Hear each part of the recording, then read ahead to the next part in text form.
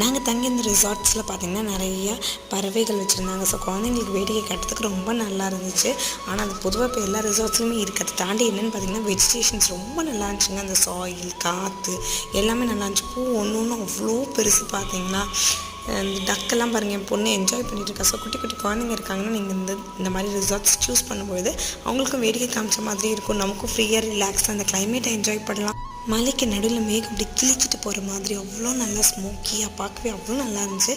எங்கள் room balcony வழியாக பார்த்திங்கன்னா இந்த முயல்குட்டியோட கூண்டு வச்சுருந்தாங்க. ஸோ அதை என் பிள்ளைங்க பார்த்து ரொம்ப என்ஜாய் பண்ணிகிட்டு இருந்தாங்க. இங்கேருந்து கிளம்பவே வேண்டாம், நம்ம எங்கே போகாமல் இங்கேருந்து என்ஜாய் பண்ணலாமாமே அப்படின்ற அளவுக்கு வந்துட்டாங்க. ஸோ அவங்கள கிளப்பி ஒரு வழியாக கூட்டிகிட்டு போகும்போது குற்றாலம் ஈவினிங் ஆகிடுச்சுங்க.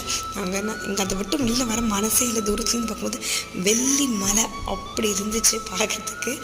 அதில் குளித்தோம்னா அவ்வளோ நல்லா இருக்குங்க. உங்களோட அனுபவம் என்னங்கிறத மறக்காமல் எங்களுக்கு ஷேர் பண்ணுங்கள். தேங்க்யூ.